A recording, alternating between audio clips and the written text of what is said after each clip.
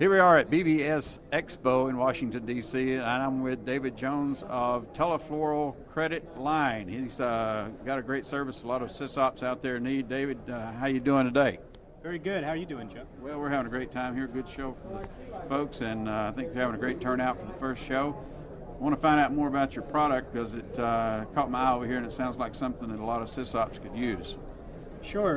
TeleFlora Credit Line is a floral company that's been in the floral industry for about 65 years. And we are a floral clearinghouse, not unlike, but like FTD. We have a credit card department that sets up Visa and MasterCard merchant accounts for computer SYSOPs and Shareware authors. And that program's been around for a couple of years now, and we have a plethora of merchants now processing with us, and we can set it up as an online automated credit card capture system.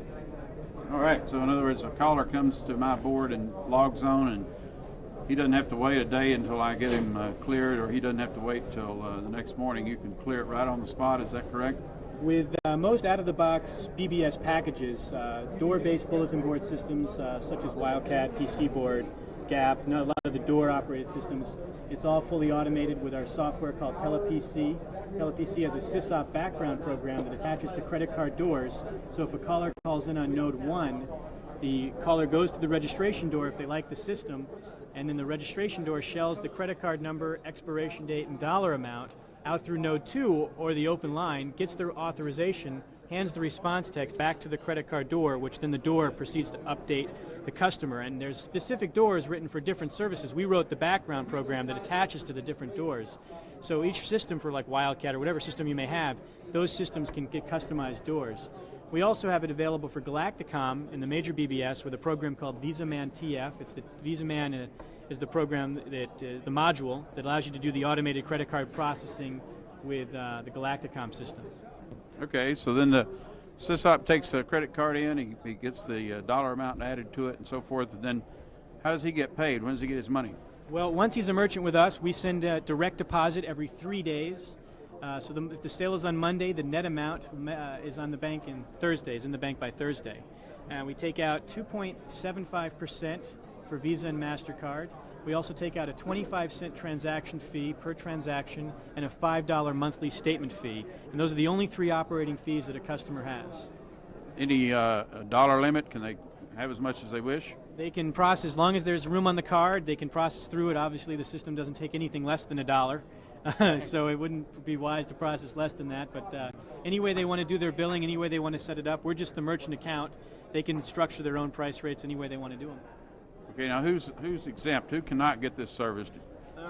Basically, the program has 4 BBS qualifications. The first one is that a SYSOP should be up and running for at least 6 months. The second is we have no online adult pornographic material. So that includes GIF files, conferences. You can have a board with adults on it. It's just the adult pornographic material. The third one is that no online shopping mall situation. If you have product that you like to sell that is not your own Shareware product, we can't take that kind of account. So only like hardware, software that you're reselling, only for subscription-based bulletin boards. So if a caller calls in and they want to sell something else, the vendor who's selling that on someone else's BBS can't be related to that person. Okay, now if the charge goes to a different company, is that okay? That's okay. You can set up and advertise for other people online. If you have a product, or if you go to a flower store, for instance, and you can say you want to sell flowers online, a lot of these different systems that are available can set it up to fax the order directly to the florist, and then they can do the fulfillment through mail order or telephone order, however they do it through their own merchant account. But our merchant accounts are just for subscription-based bulletin boards and or their own software product, so Shareware software product if they have that. Okay, and you've got literature explains all this in detail and so forth. Sure, they can reach us through an 800 number, 1-800-325-4849, and just ask for David Jones or Bob Gerver. Depending upon if you're in the East Coast, you can ask for Bob Gerver. If you're in the West Coast, you can ask for David Jones, or you can just ask for any questions you might have, and they direct you to either one of us. All right, looks like a great service. Anything else you might add? Just there was one other requirement. You have to have good personal credit. No tax liens, collection agencies, because the account requires a personal guarantee. And for any brochures or a demo copy of our software or a flyer or application packet, they can just call us at the 800 number, TeleFlora. Well, I can tell you, I've had experience in trying to get credit card clearing for mail order, and it isn't easy, and you guys are doing a great service for the BBS community by providing this, and I hope a lot of people take advantage of it. Yeah, we've had great service with it, and I'm glad everybody's enjoying it. Thanks very much. All right, thank you for being on the show, and let's see what else is happening. All right, we're here at BBS Expo in Washington, and I'm with Patrik Bertilsson of InterMail, right? That's correct. And he has some great software that is very exciting. We're going to talk about. It's a fairly new product, is that right? That's correct. We've been out for 4 years with this software. This is a Okay. new version we have for this show here. And you're originally from Sweden. That's correct. I live from Sweden and have moved the office down to Hollywood in Florida. Okay, so you're in Florida now, and you have your offices there and so forth, right? Yeah. Okay. Well, tell us about InterMail and what it'll do, okay? All right. InterMail is a front-end mailer for FiberNet. It replaces the board when it comes to take care of the modem. It will answer the phone and let the human callers come over to the board and do whatever they like when the board is up as an online service. But since InterMail takes care of the modem transfer, we can do automatic sessions, and that makes it possible to move files like in FiberNet. For example, EchoMail packets. Mm-hmm. All right. And we were talking about it earlier that you felt like it had some strategic advantages for Planet Connect users in particular. What would those be? Well, for example, in Planet Connect, there is you receive the whole FIDO backbone of messages. Right. And if you choose to not save all of them, only a part of them, you have the problem to how to deal with the rest. Right. And some other EchoMail tossers, they are storing those bad messages along with the other bad messages. And that becomes a very big base of junk that has to be purged out every day or every time after every tossing. Mm-hmm. With our program instead, we have an option to delete these messages before they are even stored on the board. Oh. And I showed it here on the screen. Okay. The simple question says, save bad, no. That means a message in an unlisted area is not considered bad, it's considered unlisted. Right. So a bad message is actually a message with a bad header or some kind of bad information inside. Correct. Okay. So if someone has Planet Connect and they pull down 600 plus echoes and they only store say 200 of them, the other messages in the other 400 echoes will just be sent to the bit buckets. Okay. I know you were telling me that you've had a lot of Planet Connect users buy your software, and Yes. are they pretty happy with it? Oh yeah, they're happy with it, and they are hoping to see InterMail also on Planet Connect here later on. Oh, okay. Well, who knows, you know? Who knows? But this is a great product, and I'm sure you're going to do well. I know you've had a good crowd here at the show, right? Yes, that's correct. And we're going to tell you how to call or write to buy the software here out of Florida. What's your address there? InterMail software, the FiberNet address is 369102. Okay. And we're in Hollywood, Florida. Hollywood, Florida. We've got the address on your screen, and give them a call there at the phone number and so forth. What's the software sell for? There's list price is $189 for InterMail and $59 for InterEcho, the mail tosser. Okay. But if we have a special hobbyist deal. If a SYSOP is a private individual that runs the board from his home, he gets almost a half price. Wow. $99 for InterMail and $39 for InterEcho. Okay, so a commercial user would pay full price, but the private SYSOP type would be more discount then. That's correct. Okay. All right, well, glad to have you in the country here, and looks like you got a great product. Well, thanks for having me here. All right. All right, we've got a great booth here with SYSOP News. I've got Jim Johnson and Alan Bechtold here today. They're talking about a new publication for the BBS community, specifically targeted to the SYSOP, and we're glad to have you on our show, and we appreciate you letting us advertise some in your magazine already. I guess you didn't have to take much arm twisting, right? No, we have to thank you Yeah, for that. that's the way it works. But tell us how you got started, Alan. Well, it was actually a project I resisted for a long time. We had enough workload. We've been in the business for 10 years providing other publications and online services for the system operators, and I just had a lot of people calling me for months on end telling me this is something that the system operator needs, and we were the ones that should do it. And I was finally convinced, thanks to Jim, that it would also be financially feasible to carry it off. It's done really well. Well, I know our response from our advertising has really worked. I mean, we've got a lot of calls and lots of sales already, and I think we've only been out in the first issue, and the second one came out here at the show, so must be doing something right. I know it works for us. Now, you're the editor, right? Editor and publisher. Okay, and you're in Kansas, right? Yeah, our offices are located in Topeka, Kansas. Okay. And part of the reason why the ads may be working is because we do about as much work on the mailing list that we mail this paper to as we do on the paper itself. It's a really solid, qualified list of system operators. It must be, and you're sending out complimentary issues to begin with right now, but you are a subscription paper, and you've got that set up, and we'll talk just a minute about how you can sign up out there, folks, to get the issues that come out. Now, you're monthly, is that correct? Right. Okay. And Jim, tell me what your role is at the company. I'm taking care of the advertising, and I'm helping out with some of the PR for the publication. Mm-hmm. And we found that with a special interest publication that's as targeted as SYSOP News is, that the advertising plays a very important role for the reader as well as obviously financial for us. In order for us to provide the paper at such a low subscription rate, we've got to be able to support it with advertising. Okay. And so you get out and solicit everybody, so if any of you manufacturers are out there wanting exposure, you'd be glad to probably give them a rate card and sign them up, huh? I'd be more than happy to do that. Be willing to do that, right? Absolutely. You don't have to ask me twice. Well, tell me what's coming up in the future that SysOps would be really interested in reading about. Can you just kind of, off the top of your head, roll out some ideas? Well, one of the unique things about the paper is that it's news-oriented. And I couldn't tell you what the news will be next month, but I can tell you that if you look in the paper next month, you will see what's the latest in the market. Okay. And that's what we're designed to do. You know, there are a lot of publications, a lot of magazines. You can pick them up on the newsstand. However, this is designed to be the last-minute, late-breaking news in the industry. When it hits the reader's doorstep, it's going to have the latest. And that's important. And in a communication industry, that's essential. Yeah, sure is. And I know SysOps love to know what's going on. They're info freaks like all the rest of us. So you've got a natural market here. Okay, let's tell everybody about how they subscribe out there. It's a monthly publication. How much is it? You sell by the year, I guess. How much do you charge a year? Well, the subscription cost for 1 year is $12.95. Oh, is that all? It's $12.95 for 12 issues. Wow, that's too cheap. Can't you raise the price a little? Well, we're trying to keep it reasonable. We think it's I'd important to do that. Well, then it's a no-brainer for everybody out there. You got to have this. Yeah, we know the SysOps have a lot of things they need to spend their money on, so we don't want to take too much of it. All right, and we're going to put the address up on the screen and the phone number. You prefer people to call or write, or which way? Just any way?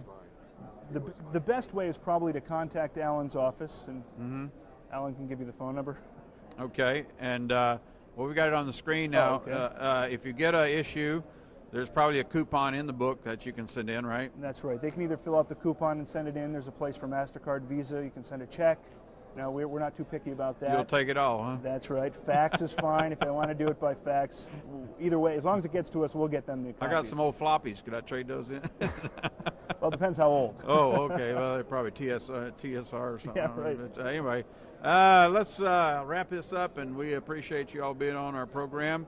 Look forward to seeing you at the next show, and good luck with your publication. Thanks very much. Thanks a lot. All right.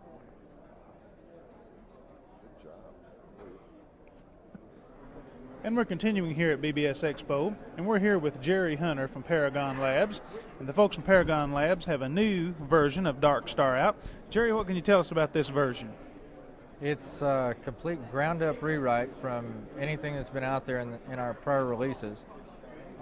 Basically, in order to understand completely where we're at now, you've got to look back and realize and understand completely where we come from. Right. So this is not just a few things fixed. This is a whole new version from the ground up. The original DarkStar was an experiment, and the interest that was generated as a result of that experiment was overwhelming.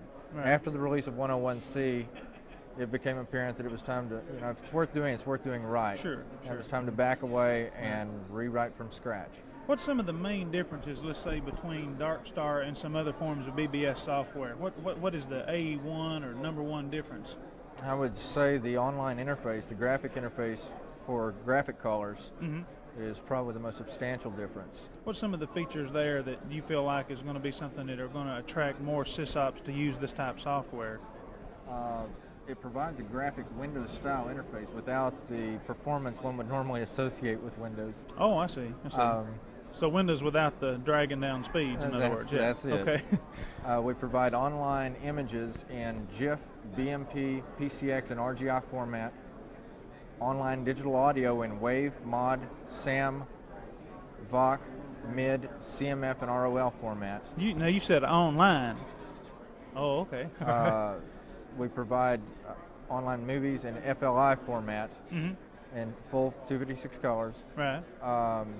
It supports text file imports, complete 4GL case tool for SYSOP screen design, and Right. she even does online databasing with photo fields. What's some of this stuff look like here, Jerry? Show us some of the stuff you're talking about. I suppose the thing to do would be to take you through a couple of the sample movies or a quick online session. Right. Now, this is moving real fast here. Is there a certain kind of machine that we have to run this? I mean, will my XD run this software, or do I need a 886, 152 megahertz? I mean, what am I got to have to run this kind of thing? A 286 at 10 megahertz is entirely sufficient to run the BBS. A 28610? At 10 with a mega RAM. You're kidding. Is enough to run the BBS. Man, that's real fast considering. So these screens are stuff that comes with it, comes in the right. These are package. Default screens. Mm-hmm. So if a SYSOP gets this particular software, he's going to have these screens here to begin with. Right. Mm-hmm.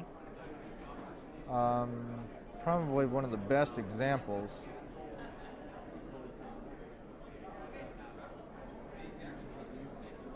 would probably be something like that. Oh, I see. Okay. Well, this looks a lot like real animation or real film type work instead of ANSI or stuff that we're used to with animation on BBS. Exactly. While we're capable of handling and sustaining full ASCII, ANSI, and avatar graphics, in fact, we even provide a graphic ANSI editor bundled with the product. We've got an editor here to actually build this with from the ground up if we want to. Right, to build both ANSI screens and the DarkStar graphics screens. The new graphic format is really where she shines. Yeah, I can see that. That's why people are... So this is all pull-down menu type systems and things like that? Right. The SYSOP can define his own pull-downs, define hyper buttons.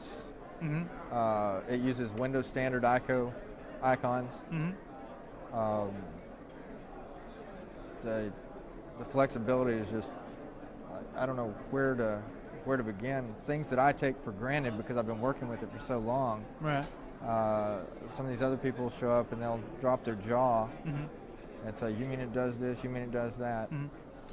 Things like that I've taken for granted because I've been exposed to it for so long. Well, now, you were telling me that this version here, this is a beta version. When will this actually be available to the public? It should be available somewhere around the end of April. The end of April, okay.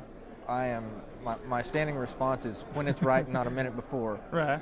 But this new version, I've got a substantial investment of time in bringing it out, and I'm not going to rush it ahead by a week or jeopardize the amount of time I've already put in by trying to push it out a week or 2 weeks early. Right. Do you have a price in mind of what it'll cost for this particular version? The upgrade for those who have registered the old 101C, the upgrade is free of charge. Free? Oh, okay. For those who have not yet registered, at the time 102A comes out, the price goes up to $150. Oh, okay. All right. It does provide internal multi-node support for up to 9,999 nodes. 9,999? It's file and record level locking. Right. It's Novell compatible for use under OS2, DeskView, Novell, what have you. Right. It does not do internal multitasking. Okay. There is a substantial difference. Right. It supports all the existing old world door info type ANSI doors, and in addition we'll be unveiling our own line of Interware graphic multimedia doors to run hand in hand so with. you're going to have your own stuff that people can download. So we've got some applications, even some multiplayer games that are virtual reality type multiplayer applications. Oh, I see. Okay. Well, how can a SYSOP get a hold of you if he's interested in this package? Probably the best bet is to send me netmail at FIDO address 1382320 or 1382310. Okay, all right.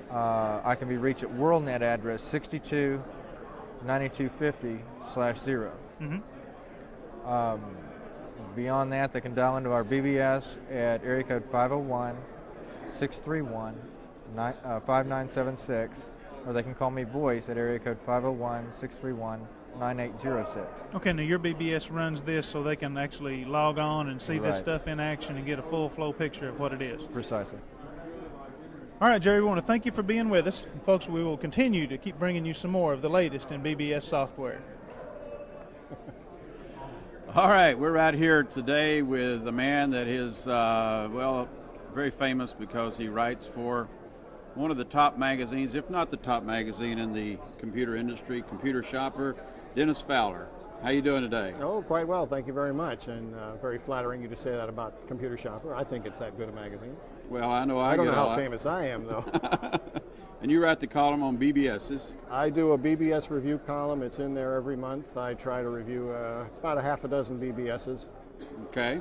And you call them up, go through their files, their directories, and all of that, and comment on them. I've read your article, I think, just about every issue, and it's really, really good. I get a lot of insight into what's going on without having to make all those long-distance calls. Well, thank you very much. That's why I run up a $300 phone bill. I'll bet. Yeah, I have a good time. I usually I may call 20 or 30 boards in a month just to get a half a dozen that I think are worthy of mention.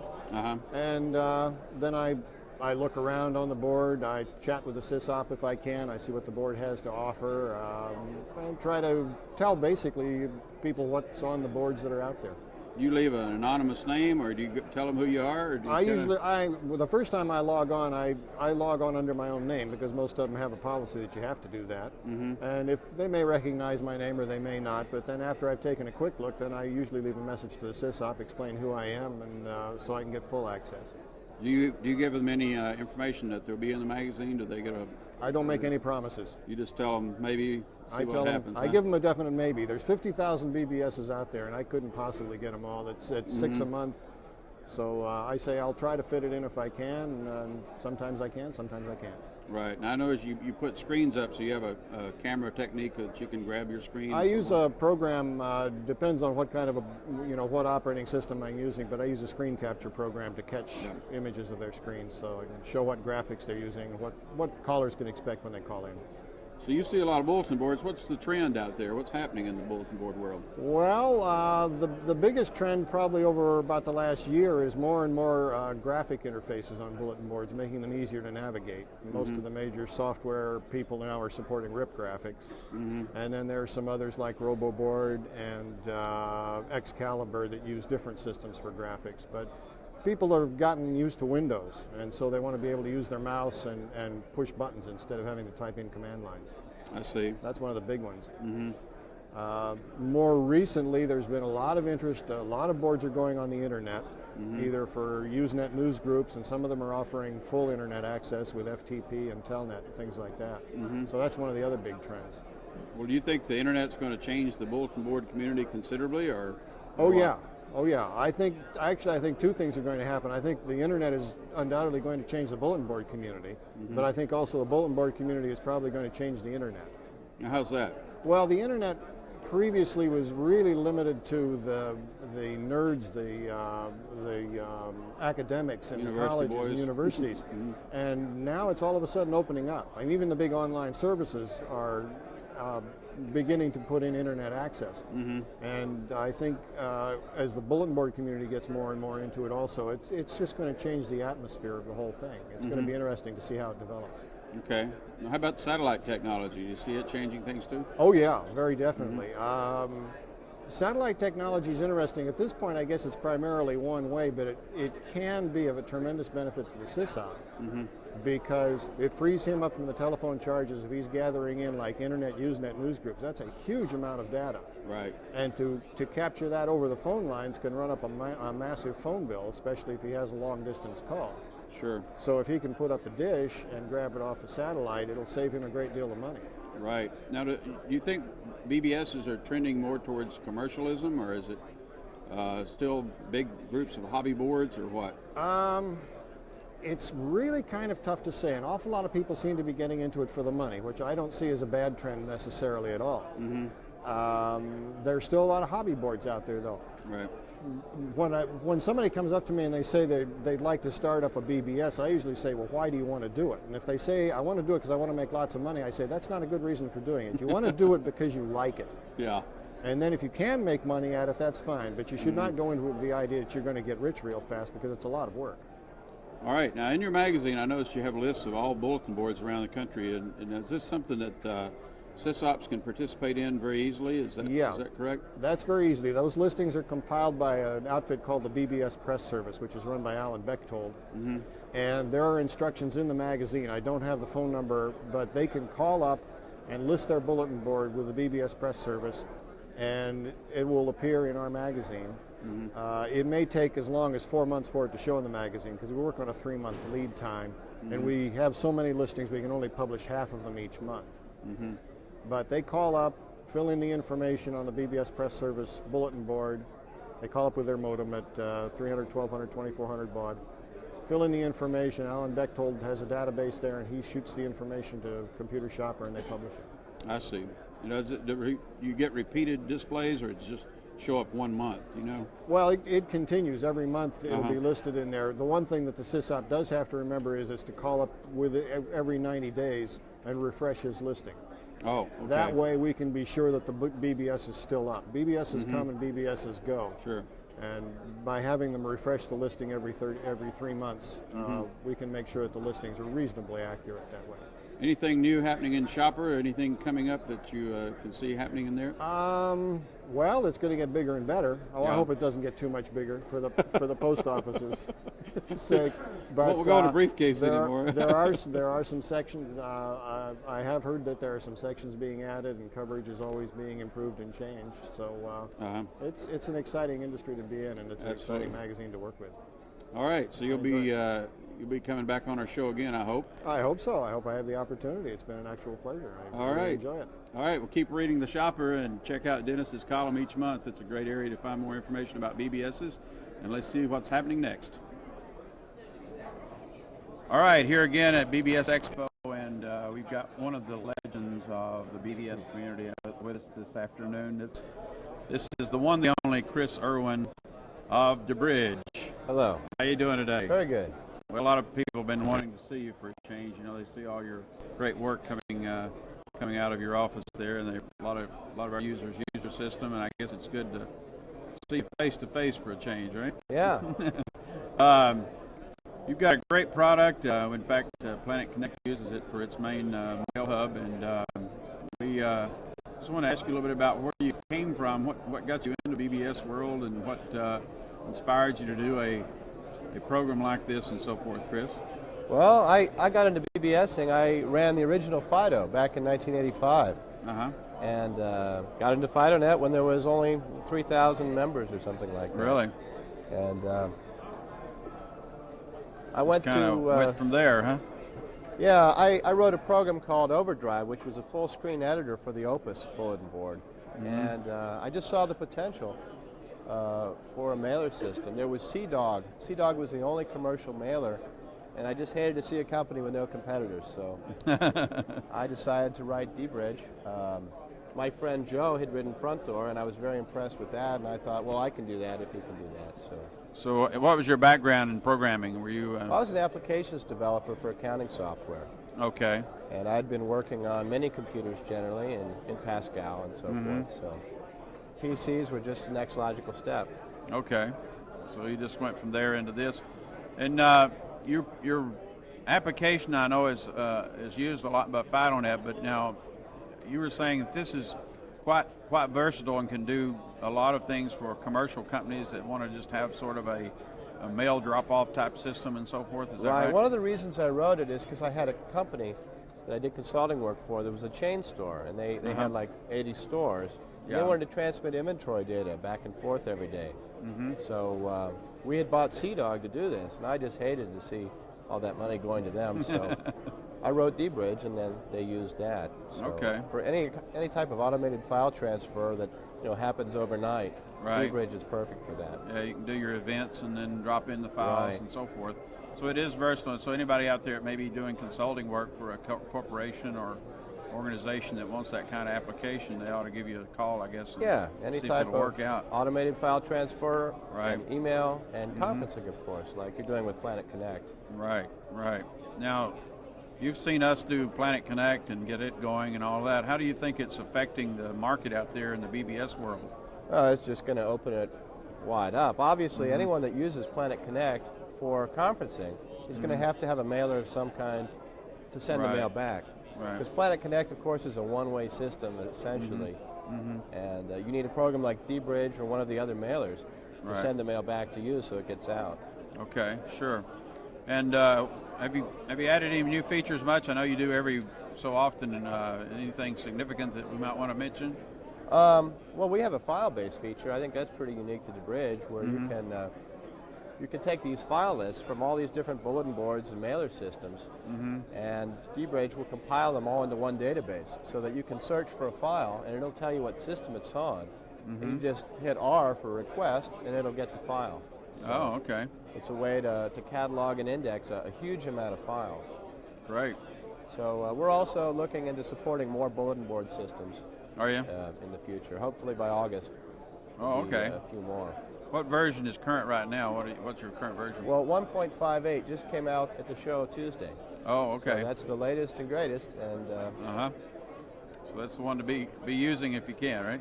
For now, until August, that'll be the current version. Till August. Okay. Okay. Now we get a lot of questions from our users that aren't FIDO members about how to get into FIDO.net. What's it all about? How does it work? What all these terms mean and so forth. Your docs, I know, have a lot of information in them. You have any other suggestions about how to get into it and understand it better? Well, the first trick is you need to find someone that's in it, find your net coordinator for your area. Okay, right. Either you can get a node list or dial into a bulletin board. When you call a bulletin board and when you log in it says press escape twice to access the BBS, that means they're running one of the mailer programs. Yeah. So if you would leave a comment to that SYSOP, right, they would be able to point you to we need help and all that sort of thing. Yeah. But, before Planet Connect, people were spending a lot of money moving this mail around with their own phone bills. So absolutely. You guys have saved a lot of money for a lot of people. I guess the phone companies don't like you too much, but that's okay. Yeah, they took me off their Christmas list. Yeah, I bet. They don't want me to switch. They just want me to go away. Yeah. Okay. All right, this is a great time talking with you here today, Chris. We're glad you have such a great piece of software, and we'll be talking to you in the future, and keep up the good work, okay? Look forward to seeing you in August. Okay. Here at BBS Expo, we've run into a bunch of different folks, and here we are with Ron Brandt and Carmen DiCamillo with a system that is actually running Planet Connect. Ron, tell us what kind of configuration you're running with Planet Connect. We have a Novell LAN and presently connected with your KU band services, and we feed a number of sites from the FIDO feed and enjoy the weather maps, and we're very happy with it. Well, good. That's great. Saves a lot of money. Well, great. We've actually been talking to these guys a little bit, and Carmen's been telling us about some possibilities for actually returning some Usenet through you guys. Carmen, can you give us a little hints on that? Sure. Basically, we are an internet provider. We have very large bandwidth into the internet. Consequently, we are currently in the business of providing UUCP feeds and other internet services to customers and resellers alike. So it's a natural combination for an organization like yours that's disseminating the Usenet news groups to basically make available to your customer base some of our services, which include a return path for email generated from their systems. So these guys could actually have some Usenet return capabilities and actually other services on the internet also with you guys. That's correct. Basically, as a full-line internet provider, we have, in addition to email and feeds on the UUCP basis, but full SLIP, PPP connections, full client, Telenet, FTP, basically the whole 9 yards. Anything in the internet marketplace we can certainly provide. Okay. I've noticed a lot here lately, guys, that you all have been in some different magazines, and y'all have experienced a great deal of growth as a PCBoard small system that's now grown and went further and further. What's some of the things that's actually happened with your system here in the past few years? Well, we've added the full internet access. We've increased our conference availability from around 1,200 to 6,000 conferences. Thanks to you, we have the entire FidoNet backbone available. The FTP has done very, very well for us. That's basically it. How many lines and nodes and type machines and hardware do you have now? We have 80 nodes that are online for dial-up usage. We have additional ones on the internet, and we also have access from 350 local cities via X25. So essentially, I've got access at 350 different cities that would be a local call to your system. Exactly, yeah. Okay, I see. What's some of the things you see, Carmen, that's going to be the future for DSC? Well, basically, the internet has been a tremendous area of growth for our company. We have basically taken the internet and designed a software package around it to present the internet to an end user in a very simplified fashion. Most people find it very difficult to negotiate the internet with Unix. Right. And the internet is basically a Unix-flavored environment. What we've done is take the drudgery out of it. We use very simple pull-down menus. We make it very easy, and consequently, it's been welcomed and received by the community at large. This has really spurred our growth. We've, being unique in terms of bulletin boards to provide this type of access, it's really put us on the map in terms of growth. We have we're in the process of developing some new products. We are testing a new product that is available locally in the Philadelphia marketplace. We're going to be offering it on a national basis, and that's a product to allow companies that are unfamiliar with computers and with the internet.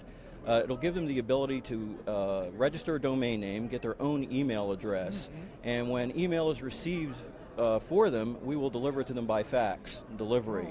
And this will allow many businesses that really choose not to get into the actual drudgery of entering into a computer, logging in, and receiving their email, a very effective method of retrieving and receiving their email messages. Sure. It sounds like you guys are really starting to get this internet system down very good. We feel that we're state of the art. We have a team of programmers, 4 programmers, that spend all their time putting their heads together and developing new software in this capacity. Okay. Ron, give us a good way for the SYSOPs out there that want to get in touch with you, talk to you about this Usenet return possibility, or even working other stuff out services on your system. What's a good way for them to get a hold of you guys? By email at info@voicenet.com, or they can call directly during business hours at 215-674-9290, and I'll be glad to help them out. Okay, Ron, guys, we appreciate talking to you guys, and we'll go on here at BBS Expo. All right, I'm here with Tim Brown in the National Shareware Library, and you have a very unusual product. I've not seen anything quite like this. Tell us a little bit about it. Well, it is a unique product, Joe. Most systems for collections of files are maintained in an online system. You go onto a BBS, you spend time looking around for files. We have built a Library of Congress type facility for shareware, freeware, and public domain software that works on a little bit different principle. It's used, it's accessed by both end users and SysOps alike to build their own file collections. But what's the unique aspect of it is all the searches, instead of going online and looking for a program, are performed offline. The user actually requests the catalog. The catalog is placed on the user system. We have approximately 140 different catalogs at this point, anywhere from home cooking to science and engineering to ham radio, whatever. This everything. is the master guide of all files you've ever found. In Right. other words. Yeah. It's like the encyclopedia of shareware and public domain. Exactly. Okay. We have a staff of 5 people that do nothing but work as librarians, cataloging, keywording, and filing the programs we have here. And we've actually installed it and store them on a host in central Wisconsin. Oh, okay. And these aren't just files that are 6 months old. These go way back, all different time periods, right? Right. If you look, it doesn't matter whether it's the latest, most popular game or something obscure. In fact, that's where we really shine. Is if you're looking for a particular application. The one I like to use is the a program to calculate the velocity or volume capacity of a pipe network. Oh, I was looking for one of those last week. Thought you might be. Woke up this morning and worrying about that. But yeah, the things that aren't on every CD-ROM, in other words, that you buy or whatever. Exactly. you know, a lot of SysOps use it to fill out their CD-ROMs Right. collections, or if they've got a user that's looking for a particular program, they might call into our system, search on, do a search on it. The example I gave there, what system might you look on for a program to calculate? It'd be a long search because I wouldn't know where to start. Okay, you might try some of the national services, or et cetera. You can spend a long time looking. Try some at universities. Right. Our system allows you to actually go right to it, select the science and engineering catalog, and do a keyword search, say, on the word pipe. Okay. Or if you're looking for a Russian language utility to add to your word processor, we go to the foreign languages catalog. So any particular subject you're going to look for, you can do it with the software. They can do it offline. Right. The program can be operated on their machine at home while they look all these things up. Then what do you do after you find something you're interested in? Well, once the users find something that they're interested in, they can just tag it. They tell it to call the host system either at that immediately, or they can set it on a time delay so it runs at night. We'll actually call the host system, log in automatically, transfer the file to their system, and they can go from there. Now, for BBS SysOps, we take it one step further. The log that's created when the file is downloaded, it can be used to import it right into their own BBS system and add it to their own file collection. Wow. So the person could call, log in, tell what it wants, it looks it up. Right. Is this normally a door type of arrangement? Not at this point. At this point, it's a standalone package. We are looking at introducing the door package sometime this early fall. What about if it's on the internet? Can it look for something there? We will have full internet gateway access in midsummer in 94. Okay. All right. And you were going to show us real quickly just some of the screens here and let us see how it operates.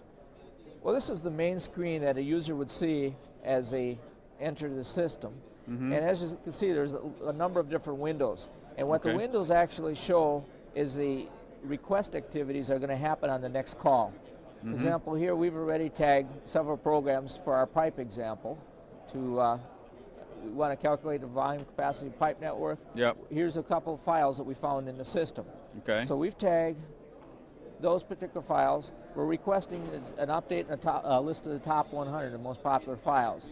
So we'll get that list. We're also requesting a number of catalogs on there. So when we go to send, excuse me, I'm going to do a search here at this point. We go to do a search, we can either view a catalog or we can conduct a search. Conduct a search, and let's say we were looking for a COM utility. We can search either by file name, keyword, topic, or date range. If they're looking for an older package and aren't quite sure about it. We pick a topic, we can enter any kind of description. And I'm just going to take a simple word, and. We're going to get a lot of variety on this one. Yeah.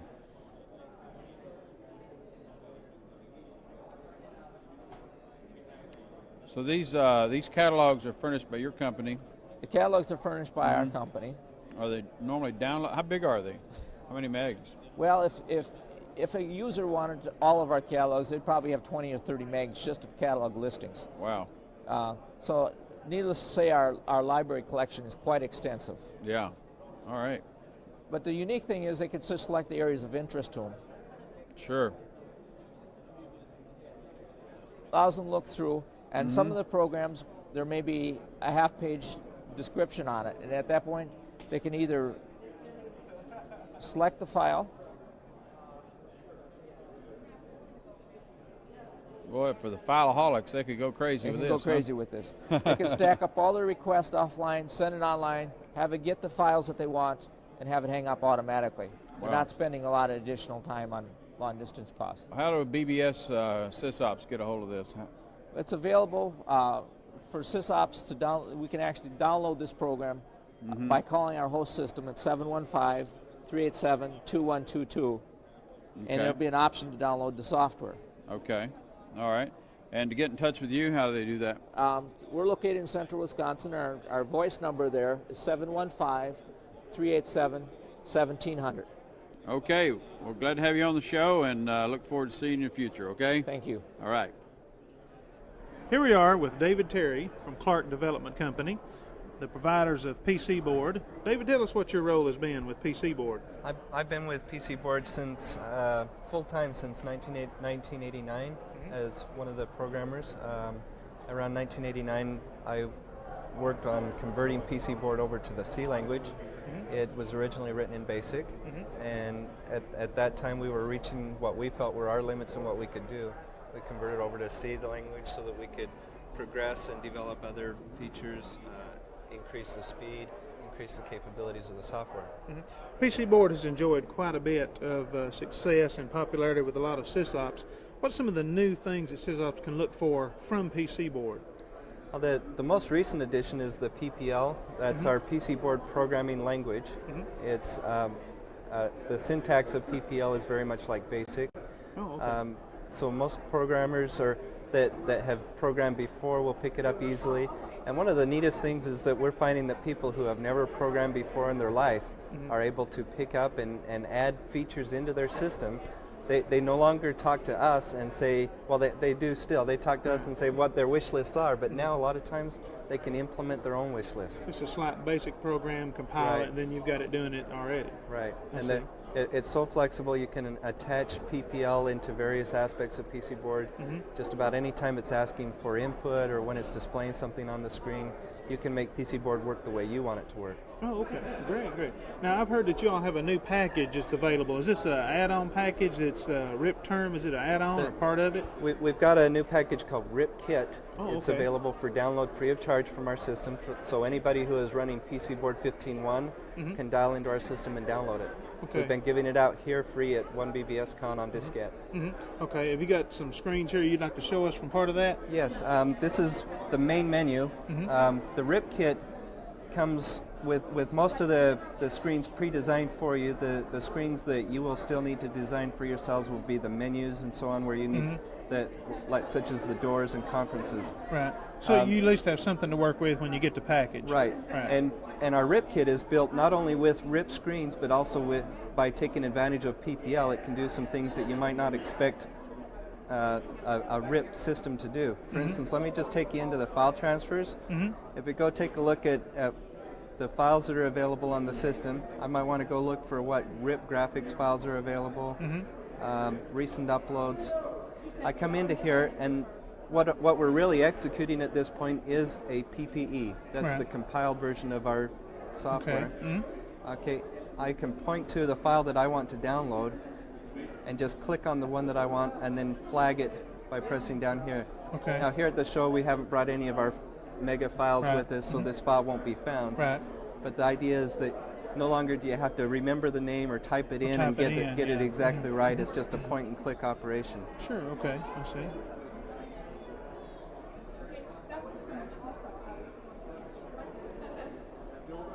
Okay, yeah, that looks real good. I like that a lot.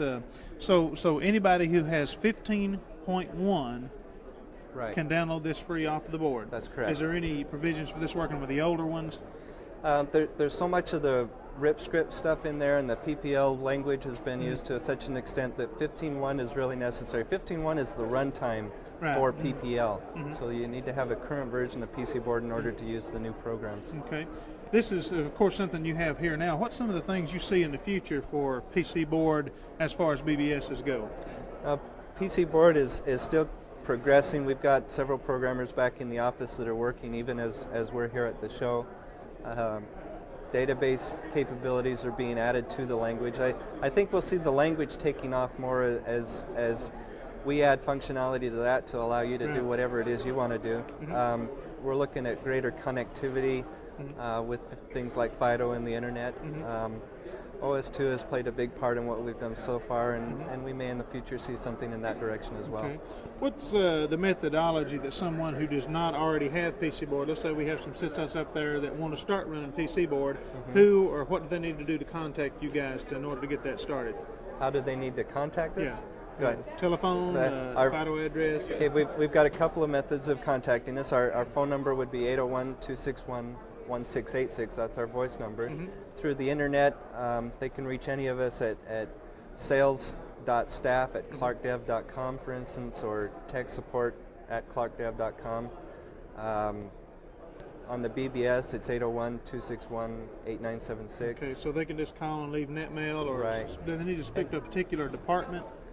No, they'll get directed to the appropriate person as soon Okay. as they contact us. All right. Well, David, I appreciate you talking with us, and we'll be looking at some more stuff here at BBS All right. Expo. Here at BBS Expo, there are many, many interesting products, but one of the most interesting is a new system. Well, it's been out a while, from Durand Communications. I'm here with Andre Durand, one of the founders of the company, and you've got some really exciting products here. This is, I guess, definitely cutting edge, right? Yes, it is. We have really pioneered the industry of entrepreneurs going out and trying to run information services. We are the developers of a very configurable online photograph database. Right. And so we are helping people start businesses Yes. and make money. Great. That's nothing wrong with that. And I've been watching your software, and here in just a second we're going to do a demonstration. But now you've added a new product that will be available very shortly to your product mix, that's going to make your system compatible with a large number of bulletin boards. Is that right? This is true. We have a database product called DC Genesis. DC Genesis is a fully relational, fully configurable online photograph database. Great. It will operate on almost every bulletin board. Okay. So using this product, you can develop an application. It could be for real estate, it could be dating services, it could be an auto seller online. It really doesn't matter. And using our database tools and our image compression, you can attach photographs and or sound or Microsoft Word documents to database records. And clients or end users can now dial into this database, and very quickly, with a high-speed modem, 9600 baud or faster, they can view photographs in 10 to 15 seconds. Great, great. Well, we're going to take a quick look at some of the software here and let you see what we have here. And this will be a demonstration of your older product, the DCNet 2.5. Okay, which is normally only used with which software? DCNet 2.5 works with the Galacticon bulletin board. Okay. It's one of the most popular bulletin boards on the market. It is a multi-user bulletin board, and DCNet's an integrated package on that BBS platform. Okay, well, let's take a look at it. Okay. The Durand Communications network specializes in developing online photograph databases. We primarily do this for the bulletin board market. We've developed several database tools that allows entrepreneurs to create their own online information service. Okay. The first database that we created for the bulletin board market was a product called DCNet. We're currently on version 2.5 of DCNet. All right. DCNet allows SYSOPs to configure a database for a specific market. Real estate, cars, rental properties, missing children are all applications which we developed for this market. Okay. What we're looking at here is the main menu to a terminal program that end users use to dial into a DCNet online photograph database. All right. Okay, so what we're going to do is we're going to call our system in Santa Barbara by going to the dialing directory, selecting option number 1 and hitting dial. What's happening now is our computer is dialing out through the modem, and it's going to connect in Santa Barbara to our bulletin board. Now you're using 14.4, what are you? Yeah, probably? we should connect at 14.4. We'll find out in just a moment. All right. Once on the system, people can navigate a graphical environment which they create using some software tools by a company called Telegraphics. And then they can search a database. And the database is completely configurable. Our database tools allow you to completely customize all of the menus, all the information in the database, as well as the photographs. Oh, okay. So what happened is we did connect at 14.4. All right. And it's auto sensing, and it has come up to our main menu. We'll just continue past this, and we are going to log on. I'm doing that now. I entered my user ID, which is my real name. I press enter, and I type in my password. I press enter. Gives me a logon message. One here. Another logon message. We come to the main menu of our system. We've designed this system to be like a futuristic Jetsons online system. All right. And here we're going to jump to the demonstration showroom to showcase our DCNet online photograph database. We will move the cursor key over to DCNet demo and click on the icon. And here we have several applications which we've developed, which we sell turnkey. We have a residential MLS system, a commercial for sale, commercial for lease, auto seller. There's a video product catalog with an order entry. the contact phone book, the matchmaker database. It's like a dating service. Uh-huh. Real Vision service is a complete residential and commercial for sale, commercial for lease bulletin board, completely configured. Wow. So we'll just jump up here to the residential MLS, Mm-hmm. click on the icon, and we are in the residential MLS now. We've defined several searches, A through G, and we will jump to search B, which is general search with detailed output. Okay. Okay. And here we're prompted to enter the city that we are looking for. As you can see, we can search by Santa Barbara and Los Angeles if we choose, and or any 2 other cities that we select. In this case, we'll just say find all. Mm-hmm. We are now jumping to the second question, which is what status of property are we looking for? We'll select, we're looking for available properties and not available properties. And then we'll hit OK. Would we like to search by sales price? We'll say yes. And since we are looking at several homes, we will do quite a large range from 350,000, why don't we just say up to a million too. Okay. Just so we can see everything that's in the system. Would we like to search by bedrooms? We'll say yes. And we will search by 4, 5, and 6 bedrooms. Hit OK. Mm-hmm. Search by property style. We'll say no here. Okay, the screen clears. We've submitted the search now, and our terminal program is pulling back the first record that matched. All right. Listing number 5, we have the location, the statistics of the property, a description of the property. Mm-hmm. We can actually see detailed information on the property. In this case, there are no details, so we'll jump back to the main menu. And we know there are images because there's an images button that's highlighted, so we'll click on it. And we see here that we have a nice shot of this wonderful home. It's a 13-second transfer. So we will request to view this photograph. Mm-hmm. You'll see the transfer bar come up. And while I'm waiting for the image to transfer, I can flip between the pages of detailed information. Okay. Again, keeping in mind, our database tools allow you to completely configure this database screen. You can change any of the fields, any of the colors, any of the design. You can add as many pages as you like. Okay. Once the image transfers, it automatically places it in the corner. I'm going to move it to the top, and we're going to stretch it. Oh, wow. Okay. Great. This was around a 13-second transfer. And that was a, what type of format file when it was in a PCX or GIF? It's a proprietary compressed format. We provide the image compression tools as well, along with the database toolkit, to compress your images to 13-second transfers. Okay. We'll show that to you in just a little bit. Here we have the option to print either the image or the text of the record. Mm-hmm. I'll cancel out of that.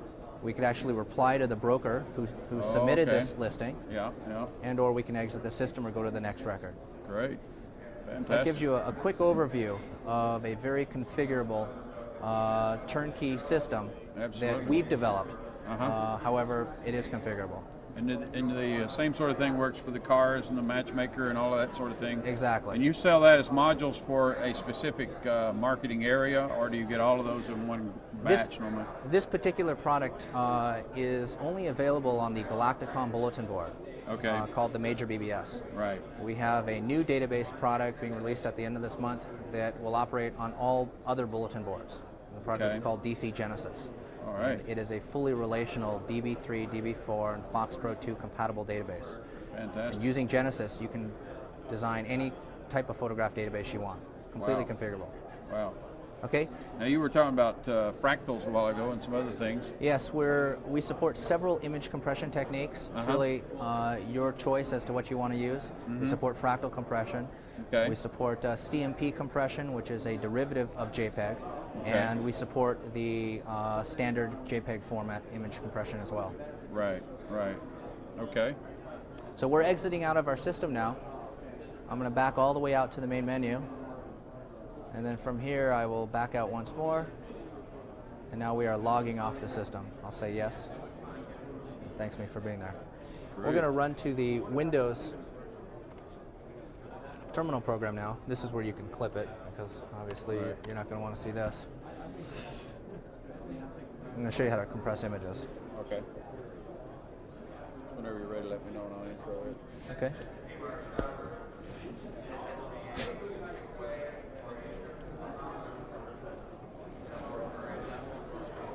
Wrap us up here. Yeah.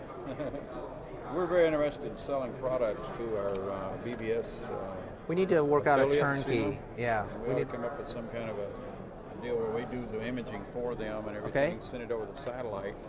That's some big plans. You and I can work together on that. That'd be a neat package. Absolutely. Okay, you can. We can start this one now. I'm going to show the image compression as well as our Windows program. You rolling?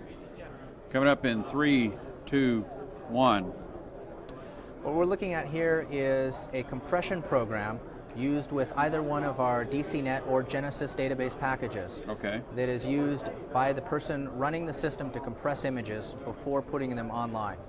Wow. And the reason why this is important is because typically images, full screen color images, will range anywhere from 300K up to a megabyte.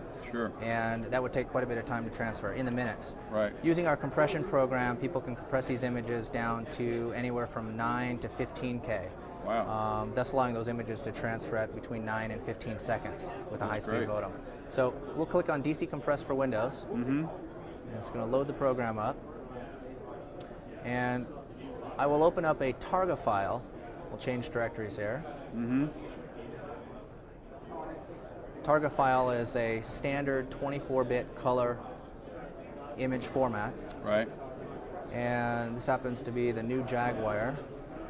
It takes just a few minutes to load. Okay. This image right here is 345K uncompressed. Right. The resolution of this image may be somewhere around 200 pixels down across maybe 640 pixels. Okay.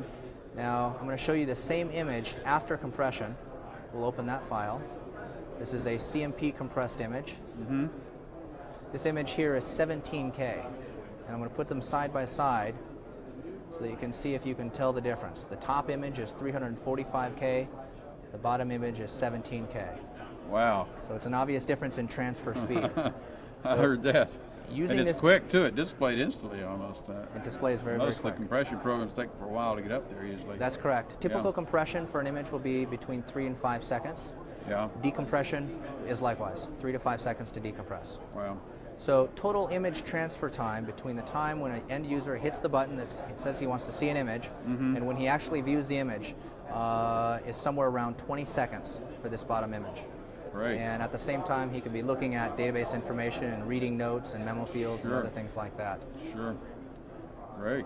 Okay. Well, that's fantastic. And that's sold as a add-on, or does that come with the This comes software? with the package. Okay. Comes with the package. Okay. With either the DCNet or Genesis package. Okay. You get the database tools for Mhm. application development. You get a compression program for Windows or for DOS. Okay. And you get client software, terminal program, both for Windows and for DOS. Great. And the terminal program has royalty-free distribution. So you can hand out Right. 1 million copies to your customer base. Just let them call and and you get just pay that. a one-time licensing fee for our database engine. We'll Mhm. open up a fractal image so you can see what that looks like. Okay. This is a Dolphin FIF, FIF standing for fractal image. Mm-hmm. This here is a 10K file. Oh, okay. The nice thing about fractal compression is that we could expand this to full screen and not lose, and not have pixelation, is what Yeah. we call it. Yeah. The image will stay approximately as clear as it is right now. Great. Fractal does take quite a bit of time to compress. Yeah. And so you have to decide how you're going to use the image before deciding what image compression technique you want to use. Sure. Well, Andre, this is exciting things to see. I'm very anxious to see what Planet Connect can do with you in developing photo databases for our customers and transmissions from satellite and so forth. So we look forward to that in the future, and we look forward to any new releases and upgrades. I hope you keep us informed on what you're doing. We certainly will. Thank you. All right, very nice product, and we're going to take a look at some more here at BBS Expo. All right, here we are with some folks from FrontDoor. Here we are with Brenda, Donovan, and Al Bruner, and they're going to tell us a little bit about FrontDoor and some of its products. I hear you got something new out, Brenda, that's available to folks.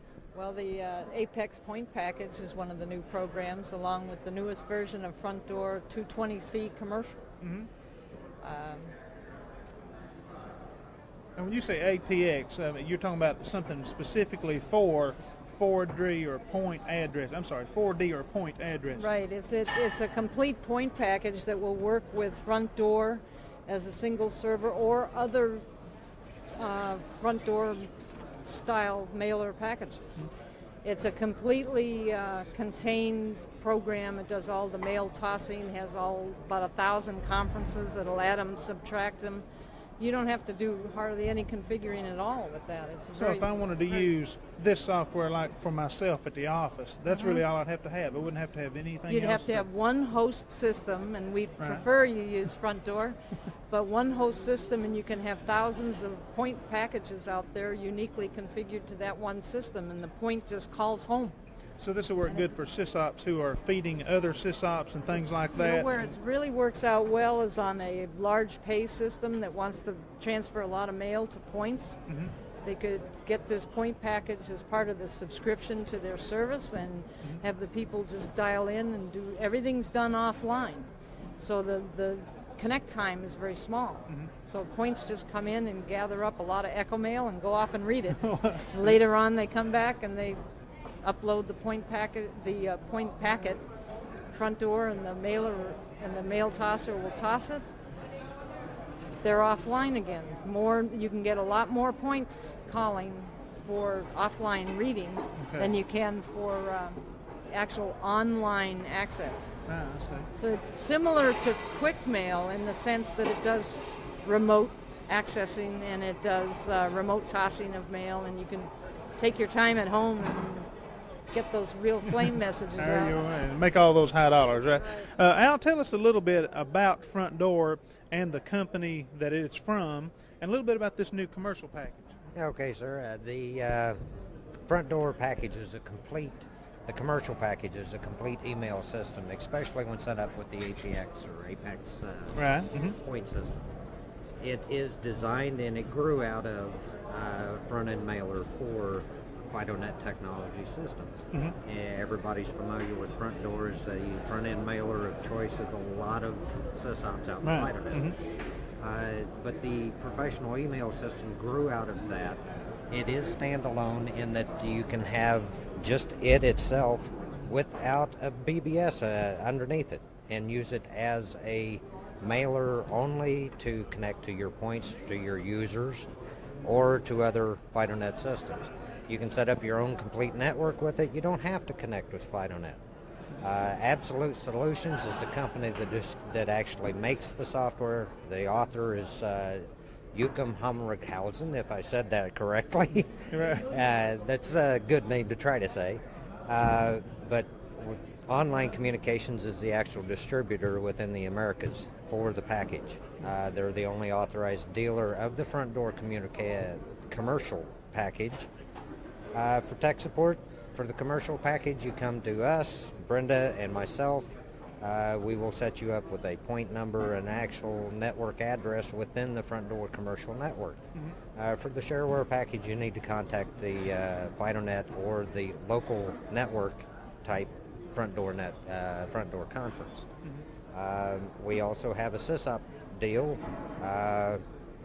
The SYSOP users, or the users of the SYSOP package, most of the support will come from the FrontDoor.net conference on FidoNet, but some portion of the support will come from Online Communications, which is again what Brenda and I handle. Any other questions I may be? Where can the SYSOP get this package? Let's say I'm sitting here and I go, man, I've got to have FrontDoor. Where do I call? Where do I write? Who do I have to kill? What have I got to go through to get this package? Okay. What they need to do is contact James Smith at Online Communications. He can be contacted on FidoNet at address 132-300, or he can be contacted in Bangor, Maine at Online Communications. And I got to read the phone number because I can't remember it. His voice number is 207-941-1110. Or they can call his BBS at 207-990-3511. Okay, so James Smith can take care of him, but when you're ready for FrontDoor, he can take care of you. Absolutely. All right, well, we appreciate y'all folks talking to us, and we'll be right back with some more stuff from BBS Expo. Well, we're here at the ending of BBS Expo. They're wrapping up, tearing everything down, a lot of noise in the background. And I'm with Richard Paquette, who is the head man at the show here, the originator, the conspirator. What do we call you here? The worker. Man to blame. Huh? The man to blame. Right there, you go. Of course, I'm just kidding. It was a very successful show. Thank you. Lots of booths, lots of participants, attendees, and I know you're very tickled with the results. We're happy. Yeah. We're glad to see the response. Yeah, and I understand you've even gone so far as to plan on another one already. March 27th to March 30th of next year. Great. Right here at the Sheraton in Washington. Okay. And so tell we all should your have friends. double, tell all your friends, right. Right. We should have double or triple the exhibitors and definitely double or triple the attendees next year. Right, great. Yep. Well, I was able to get into some of the conferences and a lot of good topics discussed. You got a good selection of topics. I believe we had stand-up room only in a few of them. Yeah, you had limited seating in a few. There was so many. And I did one on satellite technology, and I had a very good session with lots of good discussion and so forth. So I think a lot of the people here got good information. Now, you have tapes available, is that right? For yeah, some they're of these? upstairs in the lobby by the registration desk. Will they be selling those after the show? We you know? will be. Okay. Most likely our July copy of the BBS magazine will have the rates for the tapes and the session tapes. Well, that'd be good for some folks that maybe didn't get to attend. Of course, you are I guess it's you're not, what are you, publisher or? Yeah, publisher. Publisher of BBS Callers magazine. And this magazine, Joe, it's actually BBS Magazine. BBS Magazine. How do I get callers? I don't know. Originally, it was called BBS Callers Digest. You've changed the. And we eliminated the Callers Digest about 8 or 9 months ago. Oh, okay. Well, I'm kind of thick-headed. Well, that's Somebody there okay. on the front called Planet Connect. I don't know what that's all about. Right. Maybe they're watching HBO or it's something. a coincidence we have your issue here on our table, isn't it? Yeah, this is amazing how that works, right? Yeah, it's amazing. Yeah. Well, we sure had a good time, and we're going to let everybody close up here, and we're going to get back to Tennessee and let Looks you like guys we're get getting back. thrown out anyway. So. Yeah, I think they're going to roll the carpet up with us sitting on it here. Appreciate you being on the program, and congratulate you on your premiere show. Thank you, and thank you for your support. Okay, thank you. And that's about it today from BBS Expo, and we'll go back to the program.